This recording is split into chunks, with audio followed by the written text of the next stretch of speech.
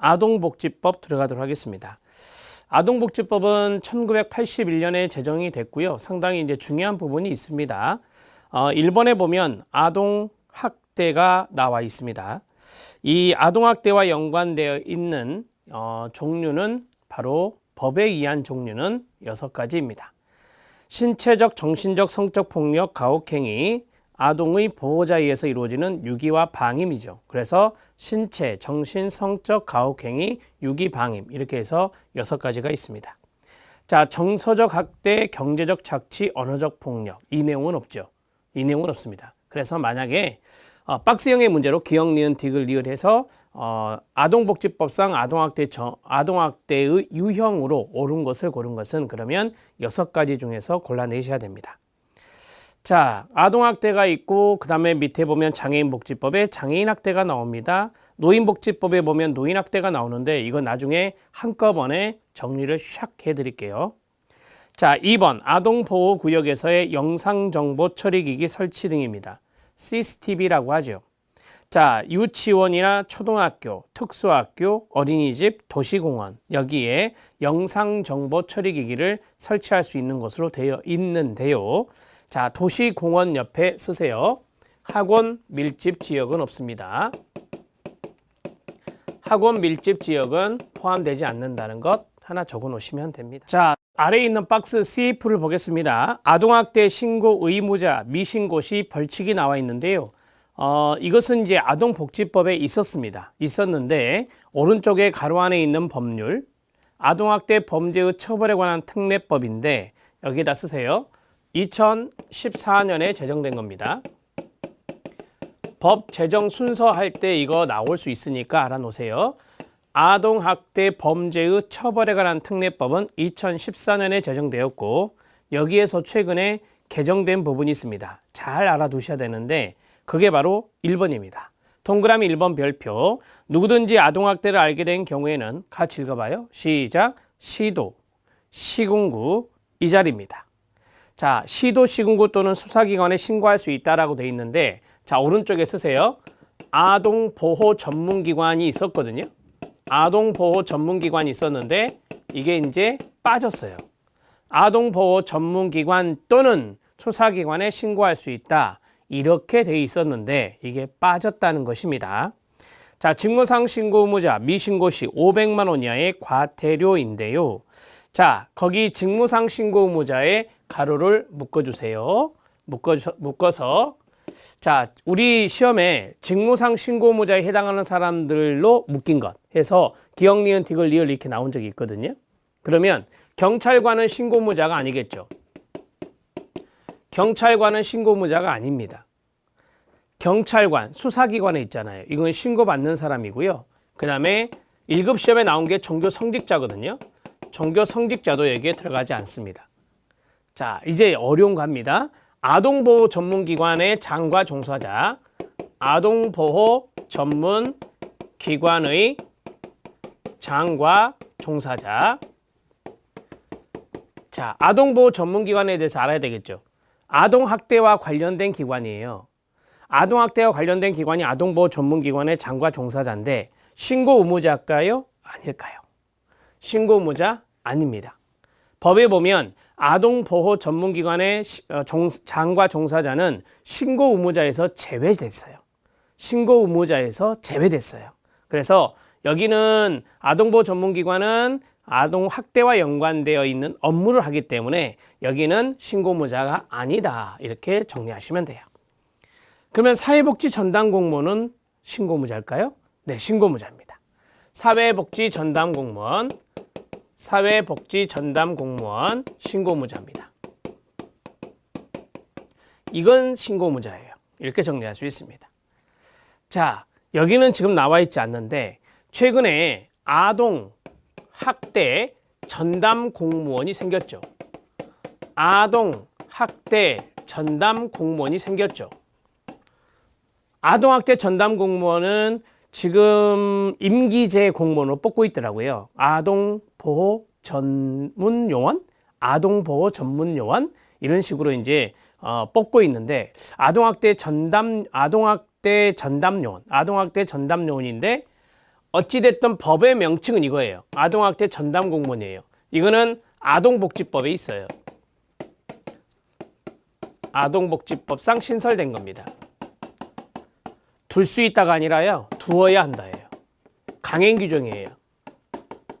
그래서 지금 임계제로 뽑고 있는데 나중에 이게 이제 또 공채가 있을 수 있겠죠. 지금 당장은 임계제로 뽑지만.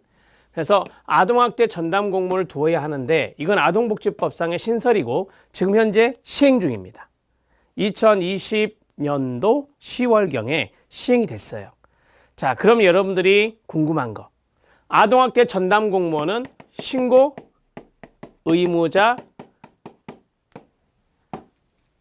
의무자일까요? 아닐까요?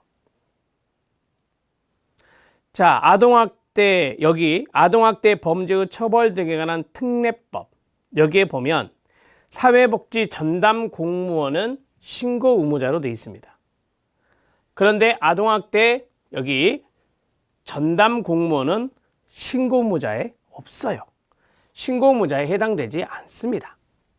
왜 그럴까요? 왜 없을까요? 제가 앞에서 그랬죠. 시도, 시군구에 신고할 수 있다라고 했잖아요.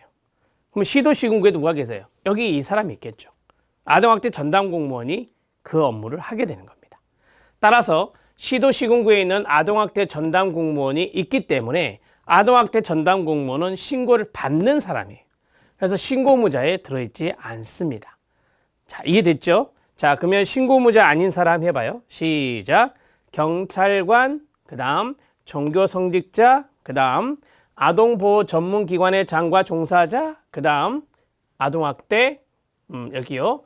아동학대 전담 공무원은 신고 의무자가 아니고 신고 받는 사람이다 라고 말씀드렸습니다.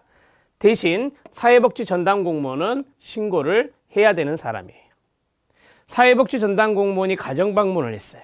그런데 아동학대가 의심되는 상황이 있어요. 그러면 신고해야 되는 겁니다. 사회복지 전담 공무원은. 그래서 사회복지 전담 공무원은 신고 의무자고 나머지 하나, 둘, 셋, 넷 여기는 신고 의무자가 아니다. 이렇게 정리하시면 됩니다. 중요한 내용이었어요. 최근에 이게 신설되어서 이 내용을 짚고 넘어가야 됩니다. 자, 미신고 시 500만 원 이하의 과태료입니다. 그러니까 사회복지 전담 공무원은 신고 의무자인데 신고하지 않으면 500만 원 이하의 과태료가 부과된다라고 하는 겁니다. 금지행위 및 벌칙입니다. 아동을 타인에게 매매, 인신매매잖아요. 이것은 징역형만 있습니다. 10년 이하의 징역이고 벌금형은 없어요. 벌금형 없음 그 자리 현관펜 밑줄. 예전에 있었습니다. 예전에 10년에 5천만 원 이하의 벌금이었었어요. 근데 이제 그것이 없어지고 벌금이 없어지고 징역형만 있고요. 아동에게 음행을 시키거나 음행을 매개하는 행위, 음행의 동그라미. 아동에게 성적 학대 행위를 한 자, 성적 학대의 동그라미. 그러면 10년 1억입니다. 징역 1년이 바로 벌금으로 1,000만 원이에요. 이게 매칭되게 해놨어요. 법을 많이 개정해서. 그래서 10년 1억이다. 이렇게 보시면 됩니다. 10년 이하 징역 또는 1억 원 이하의 벌금에 처해지게 됩니다. 자, 1번, 2번, 3번이 아동복지법의 내용이었고, 자, 최근에 개정된 신설된 아동학대 전담 공무원까지 말씀을 드렸습니다. 장애인복지법 들어갑니다. 1989년에 제정되었고요. 장애인의 정의입니다. 한번 읽어보세요. 시작. 신체적, 정신적 장애로 오랫동안 일상생활이나 사회생활에서 상당한 제약을 받는 자입니다. 자, 신체 밑에다가 선천적, 정신적 밑에다가 후천적 이렇게 들어가면 안 됩니다. 개념에 이게 들어가면 안 돼요. 기본 이념은 세 가지입니다. 장애인의 완전한 사회 참여에 동그라미 1, 평등을 통하여 평등의 동그라미 2, 사회 통합을 이루는 데 있다. 사회 통합의 동그라미 3. 자, 이 평등 자리 있죠. 2번. 여기에 자활이나 재활이 들어가면 안 됩니다. 자활이나 재활이 들어가면 안 됩니다. 이런 거죠. 장애인의 완전한 사회 참여와 재활을 통하여 사회 통합을 이루는 데 있다. 이런 식으로 나오면 틀리다라고 하는 겁니다. 세 가지 장애인의 완전한 사회 참여, 평등, 사회 통합입니다. 자, 그 다음에 세 번째는 2003년에 장애우종이 5종 추가되는데 안장호 간전 이런 식으로 외우시면 됩니다. 2003년에 5종이 추가돼서 15종인데 그 후에는 추가된 게 없어요. 그래서 안면장애, 장루요루, 호흡기 장애, 간장애, 뇌전증 장애입니다. 예전에 간질이었죠, 간질 장애였는데 간질 장애란 말이 이제 의료 용어인 뇌전증 장애로 바뀌었습니다. 뇌전증 장애로 알아놓으시면 됩니다. 자, 장애 의종이 모두 15종이 있다라고 말씀을 드렸죠. 15종. 장애 의종이 15종이 있다라고 말씀드렸는데 맨 아래 공간이 있습니다. 그 자리에 쓰셔도 될 것 같습니다. 자, 정신적 장애가 있고 그 다음에 신체적 장애가 있다. 정신적 장애 3종, 신체적 장애 12종, 그래서 모두 15종이 됩니다. 정신적 장애 3종 끝냅니다. 지적 장애가 있어요. 지능지수 70 이하. 그 다음에 정신장애, 조현병과 같은 정신장애. 그 다음에 자폐 아시죠? 자폐장애. 이렇게 해서 3가지가 정신적 장애에 들어갑니다. 자, 신체적 장애가 내부와 외부로 나누어집니다. 내부 6종, 그 다음에 외부 6종입니다. 이렇게 정리하시면 돼요. 자, 내부 들어가 볼게요. 내부. 자, 간질이 아까 있었죠. 뇌전증. 이거 내부에 들어가요. 뇌전증은 내부에 들어가요. 자, 외부. 반신마비, 사지마비 있잖아요. 이게 뇌병변이거든요. 뇌병변 같은 경우는 외부가 됩니다. 이 2가지 구분하시라고 먼저 써드렸어요. 자, 내부 이제 들어갑니다.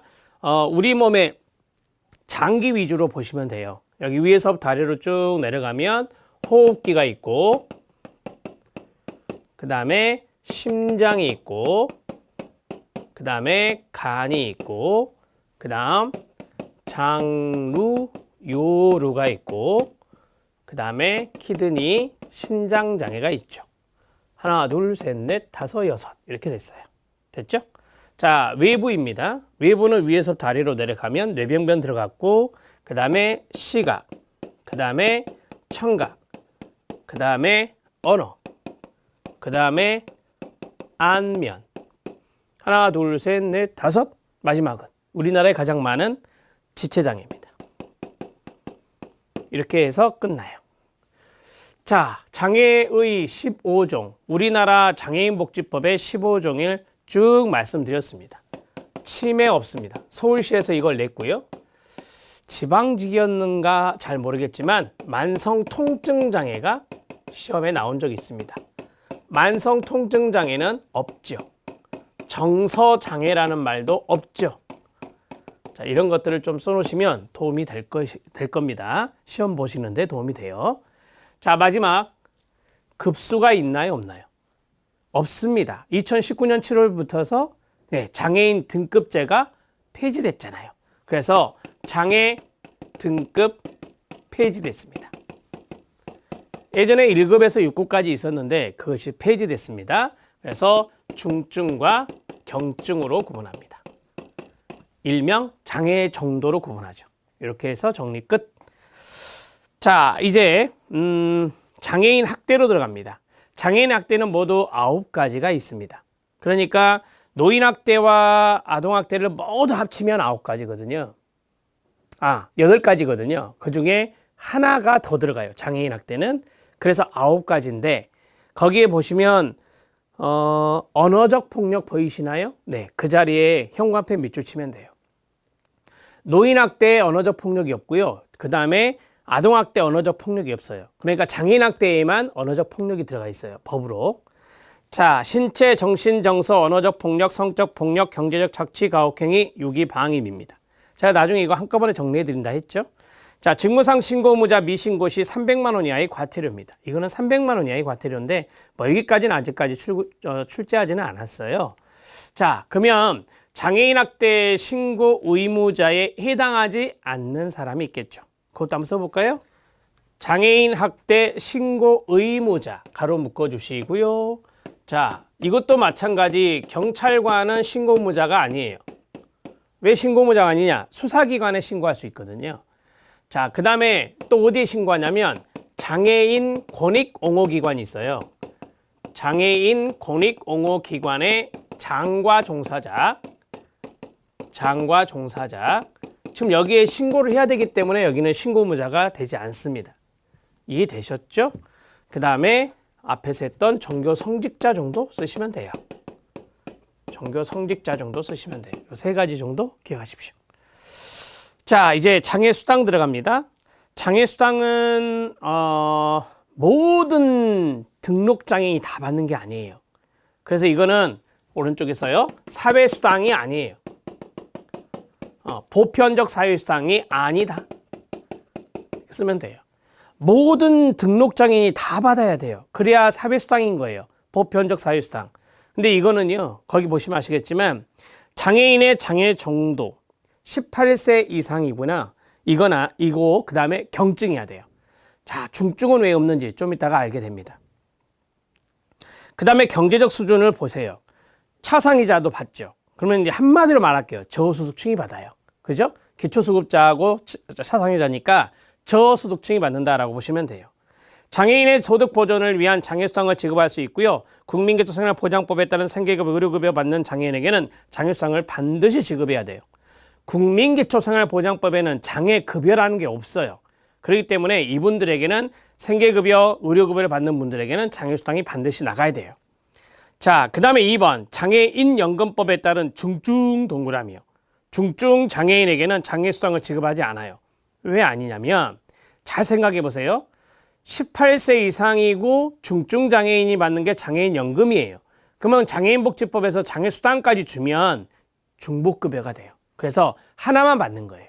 그래서 장애인연금법상 18세 이상이고 중증 장애인이고 나중에 배우지만 소득인정액이 선정기준액 이하인 분들이 받아요. 되게 이제 저소득층이 여기에 들어갈 수 있겠죠. 따라서 이러한 분들이 장애인연금을 받고 있으니 장애수당은 중증은 안 받고 경증이 받는 거예요. 그래서 위에 보면 18세 이상 경증이라고 써져 있는 겁니다. 이해되셨나요? 그럼 우리는 시험 공부하잖아요. 장애인연금법에 따른 중증장애인에게는 장애수당을 오른쪽에 써요. 지급한다. 지급한다 라고 나오면 이건 틀리죠. 지급하지 않아야 맞죠. 6번째는 장애아동수당과 보호수당입니다. 장애아동이니까 18세 미만이 받는 거예요.